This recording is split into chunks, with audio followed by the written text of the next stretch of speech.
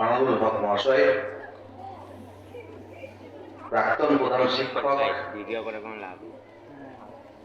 তথা আমার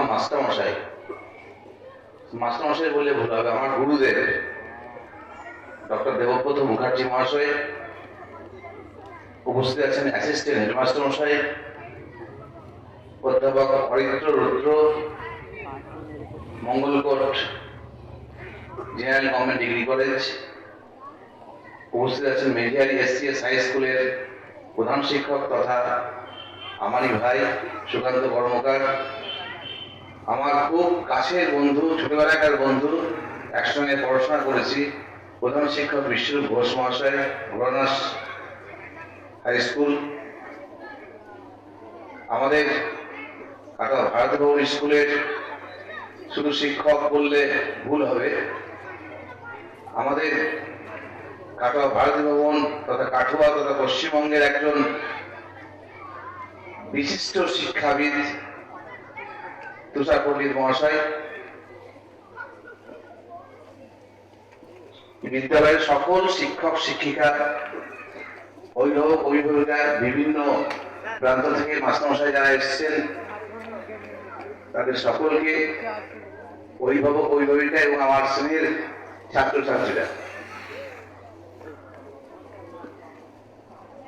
তুষারবাবু আমাদের আজকের প্রোগ্রামটা শুরু হওয়ার আগেই আমার সম্পর্কে বেশ কয়েকটা কথা বলেছেন, সেগুলো একদম ঠিক কথা। আমি তোমাদেরকে উদ্দেশ্য করে, ছাত্রছাত্রীদের উদ্দেশ্য করে আমি কিছু কথা বলবো, যেগুলো হচ্ছে যে পরীক্ষাতে ভালো রেজাল্ট তোমরা কিভাবে করবে তার উপর, যদিও টপিকটা আমি একটু মাঝে মাঝে একটু বেরিয়ে সেই টপিক থেকে বেরিয়ে গিয়ে কিছু কিছু কথা বলার চেষ্টা করবো, যেগুলো তোমাদের কাজে লাগাতে পারে। যার নামে মঞ্চটা তৈরি হয়েছে, অজয় ঘোষ মঞ্চ, আমার মনে পড়ে যাচ্ছে, অনেক কথা মনে পড়ে যাচ্ছে, সব তো আমার মাস্টারমশাই, কিছু কিছু কথা আমি বলবো যেগুলো তোমাদের জানা দরকার। আমার মনে পড়ে যাচ্ছে সেই দিনটা 1989 সাল, উচ্চ মাধ্যমিকের টেস্ট পরীক্ষার পর আমি ওপরে হেডমাস্টার মশাই রুমে আসছিলাম, তৎকালীন হেডমাস্টার ছিলেন ক্ষেত্রনাথ ভট্টাচার্য মহাশয় এবং অজয়বাবু বোধহয় অ্যাসিস্ট্যান্ট হেডমাস্টার ছিলেন নাকি, অ্যাসিস্ট্যান্ট হয়নি, হয়তো হননি, কিন্তু উনি কাজ করতেন, আমি দেখতাম হেডমাস্টার রুমে উনি থাকতেন সর্বদাই। আমি এইচএস এর টেস্ট পরীক্ষার রেজাল্ট মানে খুব ভালো হয়নি বলবো না, কিন্তু আমার মনের মতো টেস্ট পরীক্ষার রেজাল্টটা হয়নি, আমার মনে করছে তখন। সেদিন আমি এসে বলেছিলাম যে আমার এবারে পরীক্ষাটা খুব একটা ভালো হয়নি, প্রিপারেশন আর একটু নেওয়া দরকার মনে হচ্ছে, কারণ শরীর খুব খারাপ থাকতো, আমার প্রচন্ড জ্বর ঠান্ডা লাগতো, আমি কি বলবো মানে কানে মাফলার ছেড়ে রাস্তায় বেরোতে পারতাম না। সবাই যারা দেখেছেন ছোটবেলায় তারা জানেন আমাকে, সুপার বাবু আছেন আমার বন্ধু, মানে দাদা কাম বন্ধু, তারা জানেন আমাকে, ছোট থেকে দেখেছেন। তা তখন আমি এসে বললাম যে এবার ভাবছি ড্রপ দেবো, পরের বার পরীক্ষা দেবো। তখন অজয়বাবু ছিলেন বসে ঘরটার পাশে, আমাকে বললেন যে তুই এবারে শরীর খারাপের জন্য ঠান্ডা লেগেছে, পরীক্ষা প্রিপারেশন হয়নি বলে পরীক্ষা দিবি না, পরের বার দিবি, তোর পরের বার যদি পক্স হয় কি করবি? ঠিক এই কথা বলছিলেন, পক্স হতে পারে তো, আবার ড্রপ হবে, কাজেই চিন্তা করবি না, যা হয়েছে প্রিপারেশন তাতে পরীক্ষা দে। পরীক্ষাটা আমি দিলাম, যাক রেজাল্ট মোটামুটি খুব খারাপ করিনি, খারাপ হয়নি, ভালোই হয়েছে রেজাল্ট। যেদিন রেজাল্ট আউট হলো আমার মনে করছে আমি বাড়ি থেকে আসছি, খুব টেনশন হচ্ছে যে কি রেজাল্ট হবে, কত মার্কস পাবো, যা হয়।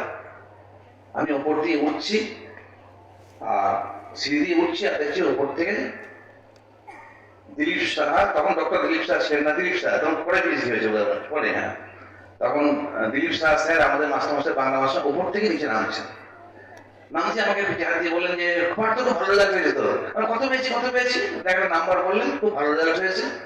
আমি সেগুলো উচ্চারণ করছি না, গেলে তখন খুব খুশি হলো, বলে দেখ আমার ভালো রেজাল্ট হয়েছে, একটা মনে পড়ে যাচ্ছে কথাগুলো।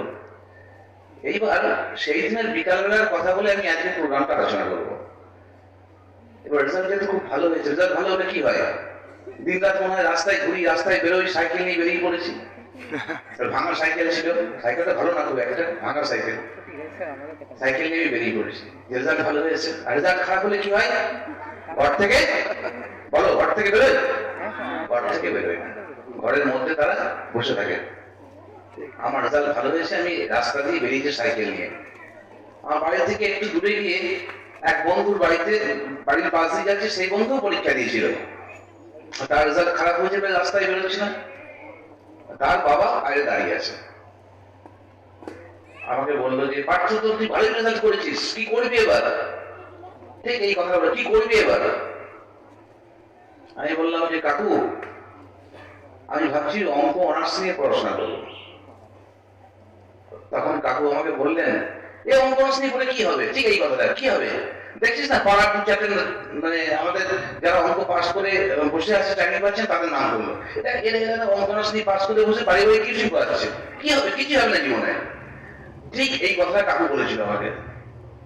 তো বলার পর যেটা হলো, আমি বললাম, কাউকে বললাম, কাউকে কি করবো, অঙ্ক অনার্স নিয়ে পড়ে কিছু হবে না, তাহলে আমি কি করবো? তখন কাকু একটা কথা বললেন। কাকু বললেন যে এক কাজ কর, তখন জেরক্সের মেশিন আসছে বাজারে, চিন্তা করে দেখুন, 1999 সাল, জেরক্স মেশিন, তখন একটাই কাটার জেরক্সের মেশিন এলো। জেরক্সের মেশিন, বাবাকে বল একটা লোন টোন নিয়ে জেরক্সের মেশিন কিনে ব্যবসা কর, প্রচুর ইনকাম করবি। ঠিক এই কথা আমাকে বলেছিল। তখন আমি কাউকে বলেছিলাম, কাকু, আমি যদি আজকে লোন নিয়ে আমি জেরক্সের দোকান করি, তাহলে আমার কিন্তু পরিচয় হয়ে গেল, ফিক্সড হয়ে গেল, আমি দোকানের মালিক, ইনকাম করবো ঠিকই। কিন্তু অঙ্ক নিয়ে পড়লে কি হবে সেটা আমিও জানি না, আপনিও জানেন না। এই কথা কিন্তু আমি কাউকে বলেছিলাম। তো কাকু যা বললো বললো, কিন্তু আমি তো অঙ্ক অনার্স নিয়ে ভর্তি হলাম। এইবারে ঘটনার সময় বলবো, তোমাদেরকে বলবো, তোমরা কিন্তু জীবনে টার্গেট করো, কি হতে চাও, কি হতে চাও সেটাকে টার্গেট করো, এখন থেকে টার্গেট করো। তুমি ভাবছো মাধ্যমিক পর, এইচএস এর পর, তারপরে ভাববো না, এখন থেকে ভাবতে হবে। স্বপ্ন দেখো যে এই জিনিসটা আমি হতে চাই। এবার আমি পড়াশোনা করলাম, অঙ্ক অনার্স নিয়ে পড়াশোনা করলাম, তারপরে মাস্টার ডিগ্রি এমএসসি করলাম, একসঙ্গে করেছি। বিশ্বরূপ বাবু আমি একসঙ্গে পড়াশোনা করেছি, মঞ্চে আছেন। বিএড করলাম, বিএড করার পর যখন বিদ্যালয়ে আমি জয়েন করলাম, কাটাও জানাইলাম শিক্ষা সদন, প্রথম স্কুল সার্ভিস কমিশন, তখন ওই কাকু এবং কাকুর ছেলে কাটোয়া ছেড়ে চলে গেছেন। আমার খুব ইচ্ছা ছিল কাউকে জানাবো, কাকু অঙ্ক নিয়ে পড়লে স্কুলের শিক্ষকতা করা যায়, কিন্তু কাকুকে আমি আর পারছি না। কাকু তখন খবরে না, কাকু চলে গেছে এখান থেকে অনেক দূরে। কিন্তু আমার টার্গেট ছিল কাকুকে জানাতে হবে, কাকু অঙ্ক নিয়ে পড়লে কি হয়। তারপর প্রায় জানকীয় শিক্ষা সদনে প্রায় 6 বছর আমি শিক্ষকতা করেছি। তারপর যখন কলেজ সার্ভিস কমিশনের পরীক্ষায়, স্টেট পরীক্ষায় কোয়ালিফাই করলাম, করার পরে যখন কলেজ সার্ভিস কমিশনের ইন্টারভিউ দিয়ে আমি পুরুলিয়া ঝালদা কলেজে পেলাম, ঠিক যখন চিঠি পেলাম না, ওই কাকুর মুখটা মনে পড়ে গেছে যে কাকু অঙ্ক অনার্স নিয়ে পড়লে কলেজেও শিক্ষকতা করা যায়, কলেজেও অধ্যাপনা করা যায়, কিন্তু কাকুকে আমি জানাতে পারছি না। খুব আক্ষেপ যে কাউকে আমি দেখা করবি। টার্গেট, যেটা বললাম, জীবনে টার্গেট করো, টার্গেট করো, টার্গেট থেকে ফুলফিল করতে হবে তোমাকে। কাকুকে তো পেলাম না। আমি পুরুলিয়াতে জয়েন করলাম, জয়েন করার পর সেখানেও প্রায় 1 বছর 10 মাস আমি সার্ভিস করার পর পাবলিক সার্ভিস কমিশন দিয়ে যখন সরকারি কলেজে পেলাম, ওয়েস্ট বেঙ্গল এডুকেশন সার্ভিস, আমার পোস্টিং হলো জলপাইগুড়ি।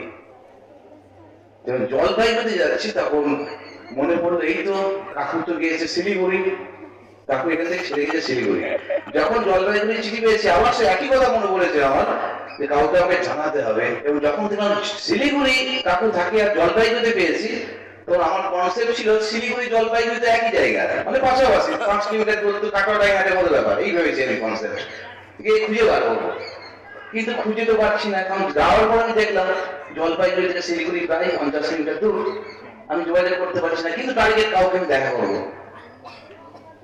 তো ওখানে যেহেতু আমি ইঞ্জিনিয়ারিং কলেজে আমি পড়াচ্ছি, লোকাল লোকদের সব আইডিয়া যে আমি যেহেতু অঙ্কের ওখানকে অ্যাসিস্ট্যান্ট প্রফেসর হিসেবে জয়েন করলাম, তখন ভাবছে যে এনার কাছে বোধহয় অঙ্ক দেখালে বোধহয় আমার ছেলে মেয়ে জয়েন্টে বিরাট র্যাঙ্ক করবে। যা হয়, লোকাল ছেলে মেয়ে আমার কাছে অঙ্ক বিকালবেলায় সন্ধ্যাবেলায় দেখাতে আসতো যে স্যার এই অঙ্কগুলো কেমন হবে কিনা কি বৃত্তান্ত। তা করতে করতে জাস্ট দ্বিতীয় দিনে একটি মেয়ে পড়তে এলো, মনে আছে আমার, মেয়েটার নাম তুলতা। পড়তে এসে বলছে, গল্পগুলো বলছি তোমাদের জন্য, মন দিয়ে শোনো, গল্পের পরে আমি তোমার সাবজেক্টে চলে যাবো। বলছে আমাকে যে কাকু তোমার বাড়ি কোথায়, না স্যার তোমার বাড়ি কোথায়। আমার স্যার বলছে তুমি বলছি, আমি ঘাবড়ে গেলাম প্রথম, বুঝতে পারছো 2006-7 কথা বলছি আমি। আমার বাড়ি অনেক দূর।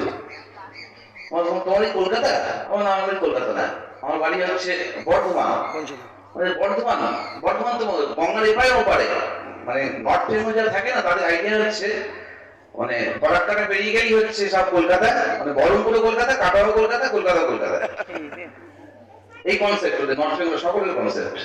এখন না আমরা ওইদিকে গঙ্গার ওপারে, তাহলে তো কলকাতা। ও না, কোথায় কোন জায়গায়? আমার কাটোয়া। কাটোয়া কাটোয়া তো আমার মাসের বিয়ে হয়েছে। আমার তাই মাসের বিয়ে হয়েছে? কোথায় বিয়ে হয়েছে, কি বৃত্তান্ত? মাস মেসমশাইয়ের নাম কি? এই মেসমশাইয়ের নাম আমার বন্ধুর নাম বলছে। আমি সেই নামটা এখন বলছি না, সবাই অনেকেই চেনবেন, নামটা আমি বলে করতে চাইছি না। যখনই বলবো আমার বন্ধুর নাম, যখনই বলেছে আমার, ওটা আমার বন্ধু, তুমি ওর ফোন নাম্বার দাও আমাকে, কারণটা বলছি না কিন্তু। দিয়ে বলে যে ফোন নাম্বার, আমার মাসির ফোন নাম্বার, যে মাসির ফোন নাম্বার নেবে?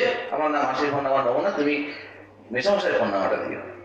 পরের সপ্তাহে যখন এলো, মেসমশাইয়ের ফোন নাম্বার নিয়ে মেসমশাইকে আমি ফোন করি যে এরকম ব্যাপার, এই তুই এসছিস, কবে আসবে, কবে আসবে? প্রায় তো অনেক বছর দেখা হচ্ছে, তারা এখান থেকে ছেড়ে চলে গেছে 8-10 বছর। এবং তখন তার বাড়ি গেলাম, মনে আছে 3 বাতি মনে আমি গেলাম, সে বাইক নিয়ে এলো, দেখা করলো, বাড়িতে গেলাম। যতদিন আমি পড়াশোনা করেছি, যখন আমাকে খাওয়ানোর দরকার ছিল বা আমাকে ঘরে সম্মান করা দরকার ছিল, তখন একটা সম্মানও পাইনি, কিন্তু ঘরে ঢুকতে বলতো না। আর ওখানে আমি গিয়েছি, যখন শুনেছি আমি কলেজে জয়েন করেছি, আমার জন্য আয়োজন মানে বিরাট আয়োজন, ফুলকো লুচি, ঘুগনি, তরকারি, নানা রকমের পায়েস, যত করা যায় জামাই আদর করে খাচ্ছে আমাকে। কিন্তু আমার যখন খাওয়ানো দরকার ছিল, তখন কিন্তু একটা চাও খাইনি আমাকে। যাকে আমি খেলাম, জামাই আদর করলাম, আমি খেলাম, খাওয়া দাওয়া করলাম। কাউকে বলেছিলাম, কাকু মনে আছে আমাকে বলেছিলেন যে অঙ্কনাস নিয়ে পড়লে কি হবে? তা কাউকে বলেছিলাম, কাকু আমি কিন্তু 2টো চাকরি ছেড়ে দিয়ে 3য় র্যাঙ্কে এসেছি, এখন আমার বহুদিন চাকরি বাকি আছে, যাই না কোনো আর কি হবে কি বৃত্তান্ত, কিন্তু আমি অঙ্কনাস করে চাকরি করা যায়। এই কথাটা কিন্তু কাউকে আমি জানানোর টার্গেট ছিল, আমি কিন্তু জানিয়ে এসেছি। তোমরাও টার্গেট এরকম করো, টার্গেটটা তৈরি করো, যেটা আমি করবো, তুমি যেটা ইচ্ছা করো সেটা করতে পারবে, কিন্তু সব ক্ষমতা তোমার মধ্যে আছে। প্রত্যেক ছাত্রছাত্রীর মধ্যে না একটা আলাদা প্রতিভা আছে, কিন্তু কেউ দেখবেন বাংলায় ভালো, কেউ ইংরেজিতে ভালো, কেউ পলিটিক্যাল সায়েন্সে ভালো, কেউ দেখবেন ইতিহাসে ভালো, কেউ দেখবেন আঁকাতে ভালো, কেউ দেখবেন কি বলবো নাচে ভালো, কেউ খেলাতে ভালো। আমার গার্জেনদের কাছে একটা অনুরোধ, যার যেটা ভালো লাগে সেই ভালো লাগার বিষয়কে জীবনে ফিক্স করতে বলুন, তাহলে তার জীবনটা কিন্তু ভালোভাবে কাটাতে পারবে। জোর করে কোনো সাবজেক্ট দেবেন না। আমাদের মতো আমরা যারা মাস্টারমশাই, আমাদের প্রধান কাজ হচ্ছে ছাত্রদের ট্যালেন্ট খুঁজে বার করা, ছাত্রকে মোটিভেট করা, ছাত্রকে এনকারেজ করা। আমার কাজ শুধুমাত্র আমি ফিজিক্যাল সায়েন্সের টিচার, ফিজিক্যাল সায়েন্স পড়ালাম তা কিন্তু না।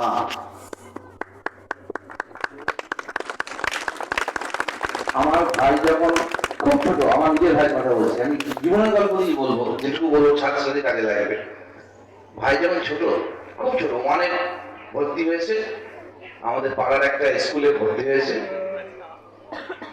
আমি বাবা আর ভাই বাইরে দাঁড়িয়ে আছি, এখনো মনে করছে, কথা মনে পড়ে যাচ্ছে, বলছি মনে পড়ে যাচ্ছে।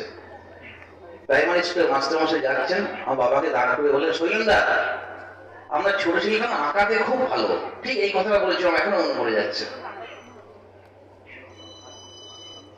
সঙ্গে সঙ্গে বাবা খুব কষ্ট করে একজন মাস্টারমশাইকে সপ্তাহে 1 দিন করে আঁকার জন্য দিলেন।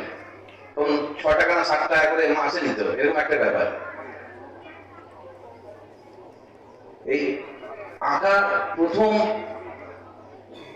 প্রতিভা আছে, সেটা কে খুঁজে বার করলেন? আমার প্রাইমারি মাস্টারমশাই। তারপরে ভাই এখান থেকে বর্ধমান থেকেই মাধ্যমিক ফার্স্ট ডিভিশনে পাশ করলো, উচ্চ মাধ্যমিক পাশ করলো, করার পর এদিকে জুরি অনার্সের চান্স পাচ্ছে। কিন্তু আমি জানি ভাইয়ের টার্গেট হচ্ছে আঁকা, আঁকা ভালোবাসে ভাই। আমি সঙ্গে সঙ্গে ভাইকে নিয়ে চলে গেলাম বেলঘড়িয়া। খুব কঠিন, মানে মানে কি বলবো, খুব কঠিন অবস্থায় পড়াশোনা করছি, বুঝতেই পারছেন। আমার ভাইকে পড়াতে হচ্ছে, আমি টিউশন করি ইনকাম করে ভাইকে পড়াচ্ছি, তখন এমন অবস্থা। ভাইকে নিয়ে আমি বেলঘড়িয়ায় গেলাম। বেলঘড়িয়ায় আমার পিসতো দাদা থাকতেন, আমার পিসির দুই ছেলে ওখানে মেসে থাকতেন। সুকান্ত জানে আমাদের দাদা। দাদার কাছে আমি বললাম, দাদা এই তো এবার আঁকা নিয়ে পড়তে চাইছে, এখানে একটু কোচিং টোচিং নেবে, এখানে থাকলো। এই বলে ওকে দিয়ে এলাম, আর ফিরে তাকাতে হয়নি। কিন্তু ভাই ওখান থেকে বিবিএ তে চান্স পেল, visual of bachelor of visual arts first class first হলো, এমবিএ পাস করলো, মাস্টার অফ ভিজুয়াল আর্টস। তারপরে এখন ভাই কিন্তু মুম্বাইয়ে পোস্টেড, বিরাট বড় পজিশনে আছে ভাই এখন। ভাই যে পজিশনে গিয়েছে, গিয়ে দেখে দিল, বলুন বুঝিয়ে দিল কেস, ওর কোন দিকে ট্যালেন্ট আছে। ওই প্রাইমারি মাস্টার মশাই, teacher can do everything. Teacher কিন্তু হচ্ছে, টিচার হচ্ছেন ফ্রেন্ড ফিলোসফার গাইড। আমরা এই কথাগুলো দেখবেন 12ই জানুয়ারি শুধু উচ্চারণ করি, শুধু 12ই জানুয়ারির জন্য না, চিরকালের জন্য, চিরদিনের জন্য। টিচার হচ্ছে ফ্রেন্ড ফিলোসফার গাইড। যে টিচার দেখেন ফ্রেন্ড ফিলোসফার গাইড, সেই টিচার চিরকালের জন্য, চিরদিন সকল ছাত্রের কাছ থেকে সম্মান পাবে। আমরা বলি না এই টিচারদের কোনো সম্মান নাই, কিছু সম্মান করছে না, এই করছে না। সম্মান কেউ কাউকে দেয় না, সম্মানটা নিজে নিতে হয়, সম্মানটা নিজেকে নিতে হয়। দেখুন এখানে প্রচুর মাস্টার মশাই আছেন, অনেক আমাদের এক্স টিচাররা আছেন, তার মধ্যে ব্যতিক্রম কিন্তু একজন, তিনি মঞ্চে বসে আছেন। আমি ওপেন বলছি, ডক্টর দেবব্রত মুখার্জি। আমার মনে হয় না এখনো ওনার রিটায়ারমেন্ট হয়েছে, কোনো রিটায়ারমেন্ট হয়নি ওনার। উনি, ওনার সম্পর্কে যতটাই বলবো ততটা কম বলা হবে। এমন একজন মানুষ আমি দেখি, এমন একজন শিক্ষক। আগের বছর আমাদের যাদবপুরের বাসায় সন্তোষপুর ঋষি অরবিন্দ বালিকা বিদ্যাপীঠে একটা প্রোগ্রাম হচ্ছে, অল ইন্ডিয়া সায়েন্স অ্যাসোসিয়েশনের একটা অ্যানুয়াল কনফারেন্স। তো যেহেতু আমি সেক্রেটারি, এখন জেনারেল সেক্রেটারি স্টেটের, আমি তখন স্যারকে রিকোয়েস্ট করলাম, স্যার আপনি আসুন, আপনি আমাদের একটা 1 ঘন্টা লেকচার হয়, একটা মেমোরিয়াল লেকচারটা আপনি দেন। বিভিন্ন জায়গায় অধ্যাপক আসবে, বিভিন্ন জায়গা থেকে। ও না, এবার আমার স্যার আসবেন। ওরা হ্যাঁ, আপনি জায়গা ঠিক করবেন, তিনি আসবেন। অবাক হয়ে যাবেন, আমি সল্টলেক থেকে ওখানে পৌঁছানোর আগে দেখছি স্যার ওখানে গিয়ে চলে গেছেন, মঞ্চে বসে ভাবতে পারছেন তাহলে কেমন এনার্জি লেভেলটা। উনি কিন্তু চলে গেছেন ওখানে গিয়ে রীতিমতো মনে হচ্ছে যে একদম নতুন জয়েন করে যেভাবে একজন টিচার ক্লাস নেন, সেভাবে কিন্তু ক্লাস নিচ্ছে। আমি নিজে দেখেছি, আমরা জানেন, সকলেই জানেন, সেটা আমার বলার কিছু নাই। আমি তোমাদেরকে একটাই কথা বলছি, টার্গেট করে এগিয়ে তোমরা চলো, তোমরা জীবনে সাকসেস পাবে, কেউ আটকাতে পারবে না। টার্গেট না করলে জীবনে সাকসেস হতে পারবে না। আর আমার জীবনে যেটা তুষারবাবু বললেন, একদম খাঁটি কথা বলেছেন। আমি সব জায়গাতেই বলি, আমি যদি ভারতীয় ভবনে না পড়তাম, আমি আজকে এই জায়গায় আসতে পারতাম না।